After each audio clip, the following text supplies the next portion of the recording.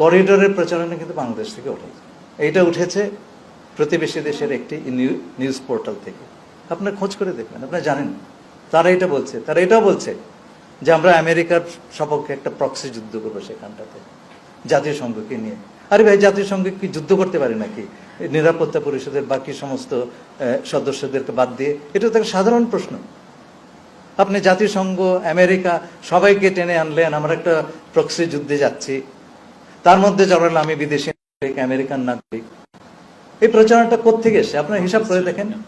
আজকে যদি একটা আমেরিকার পক্ষে প্রক্সি যুদ্ধ আরাকানে হয়, ক্ষতিগ্রস্ত হবে কে? এটা আমি আগেও বলেছি, প্রকাশ্যেই বলেছি, ক্ষতিগ্রস্ত হবে কে? তার কিছু বলছে? হ্যাঁ, আমি ইউনিভার্সিটি অফ প্রফেশনালস একবার সরাসরি বলেছি, টেপও আছে সেটা। হ্যাঁ, তো ওখানে চায়নার সবচেয়ে বড় আপনার একটা অ্যাক্সেস টু ইন্ডিয়ান ওশান, তার তো এমনিতে অ্যাক্সেস নাই, আরাকানের ভেতর দিয়ে অ্যাক্সেস গেছে। ক্ষতি হবে তো তার আমেরিকা সেখানে গেলে, সে কিছু বলছে? ক্ষতি হবে বার্মার, তার একটা অংশ কেটে নেওয়া হচ্ছে, সে কিছু বলছে? তো মায়ের চাইতে তো মাসির দরদ বেশি, আপনারা বোঝেন নাকি কোত্থেকে এসছে? প্লিজ অপপ্রচারের কোনো প্রচার করবেন না। যারা করেছেন করেছেন, এখন বন্ধ দেন রে ভাই, দেশের স্বার্থ বলে একটা কিছু আছে। আমি এগুলো বলতে চাইনি, আমি ভেবেছি যারা বুদ্ধিমান ব্যক্তি আছে তারা এটা নিয়ে দাঁড়িয়ে যাবেন। আমাকে সব কথা কেন বলতে হবে রে ভাই?